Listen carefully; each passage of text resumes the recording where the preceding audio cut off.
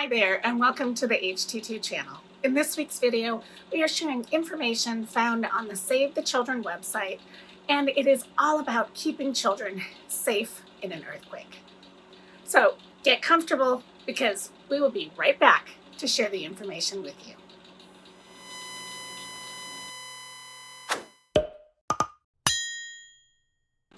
Welcome back. I am Kelly, and I will be guiding you through this week's video on the top 10 tips for keeping children safe in an earthquake, borrowed in large part from the Save the Children website. As many of you know, earthquakes are caused by the breaking and shifting of rock beneath the Earth's surface. They can strike without warning and can occur at any time.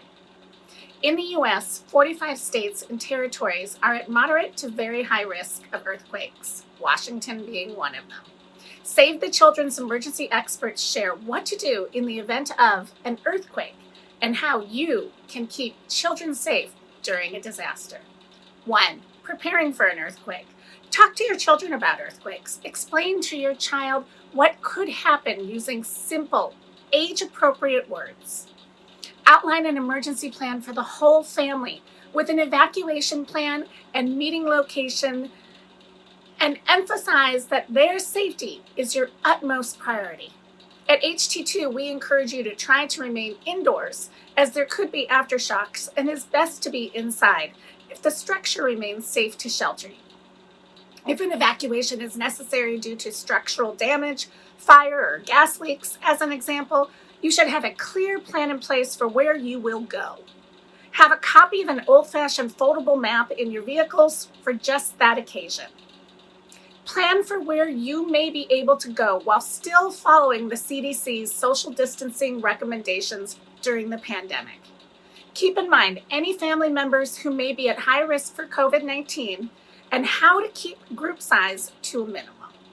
The second tip, find a safe spot in your home. Identify and discuss the safest place for each room in your home.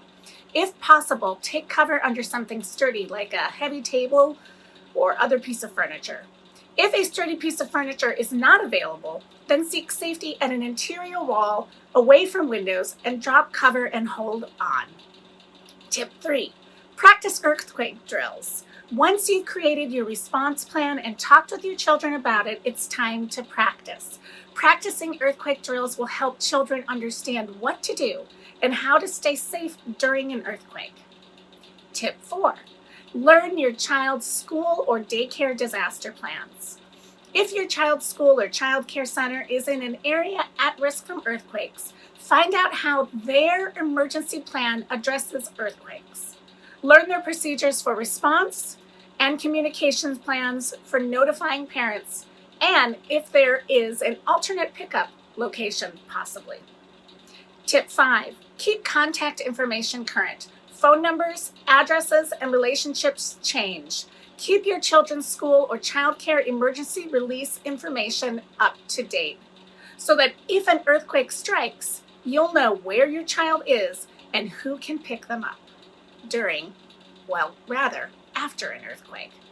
Tip 6, drop, cover, and hold on. If you're inside, drop to the ground and take cover under something sturdy like a desk or table.